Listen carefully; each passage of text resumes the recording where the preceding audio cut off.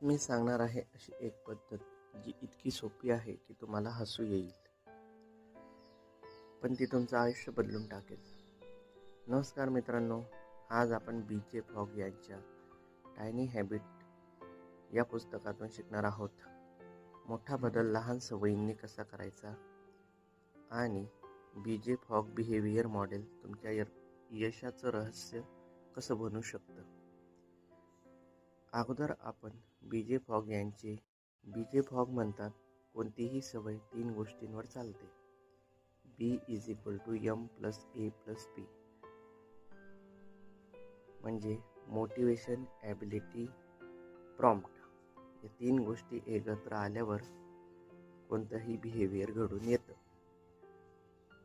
सोप्या भाषेत सांगायचं म्हणजे एक उदाहरण घेऊया.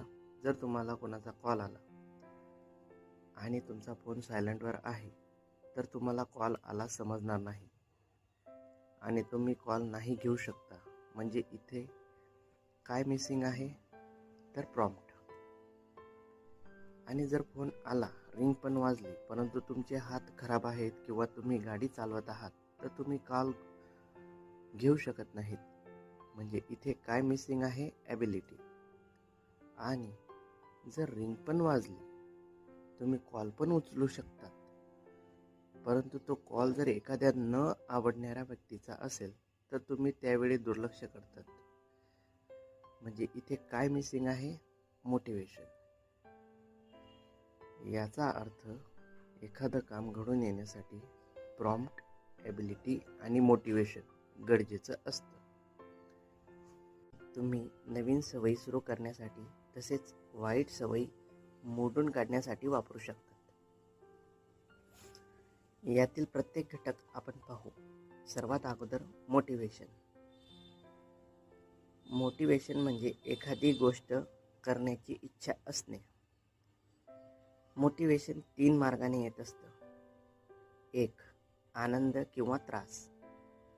आनंद वाटतो म्हणून एखादी गोष्ट मनापासून करणे किंवा त्रास होतो म्हणून एखादी गोष्ट करण्याची टाळणे. 2. आशा किंवा भीती. भविष्यात चांगला परिणाम होईल या आशेवर एखादी गोष्ट मनापासून करणे किंवा भविष्यात काही संकट येईल म्हणून बचावासाठी उपाययोजना करणे. 3. सामाजिक स्वीकार किंवा तिरस्कार. समाजाने आपल्याला स्वीकारले पाहिजे म्हणून एखादी गोष्ट मनापासून करणे किंवा समाजाने आपला तिरस्कार नको करायला म्हणून एखादी गोष्ट करायची टाळणे. आता आपण बघू की मोटिवेशनचा बिहेवियर मॉडेलमध्ये कसा वापर करायचा. त्यासाठी ही एक आकृती बघा. हे बघून तुमच्या लक्षात येईल की मोटिवेशन म्हणजे उभा ॲक्सिस आणि ॲबिलिटी म्हणजे आडवा ॲक्सिस. एक जी कर्व लाईन आहे ती म्हणजे ॲक्शन लाईन. त्या ॲक्शन लाईनच्या उजव्या बाजूला प्रॉम्प्ट काम करतात आणि डाव्या बाजूला प्रॉम्प्ट काम करत नाहीत. एक उदाहरण घेऊया.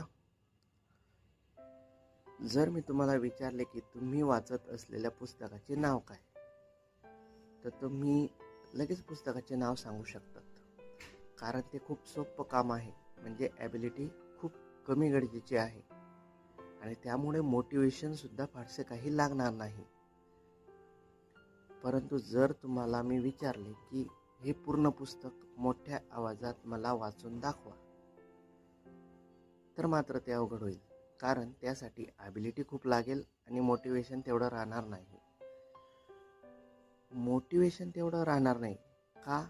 कारण माझ्यासारख्या शारीरिकदृष्ट्या समृद्ध सुशिक्षित व्यक्तीसाठी का म्हणून पूर्ण पुस्तक मोठ्या आवाजात वाचायचं. म्हणजे आकृतीनुसार हे काम ॲक्शन लाईनच्या डाव्या बाजूला येतं, जिथे ॲबिलिटी जास्त गरजेची आहे पण त्या मानाने मोटिवेशन उपलब्ध नाही. यामध्ये आपण थोडं मोटिवेशन वाढवू. मी तेच पुस्तक पूर्ण मोठ्या आवाजात वाचायला सांगतो.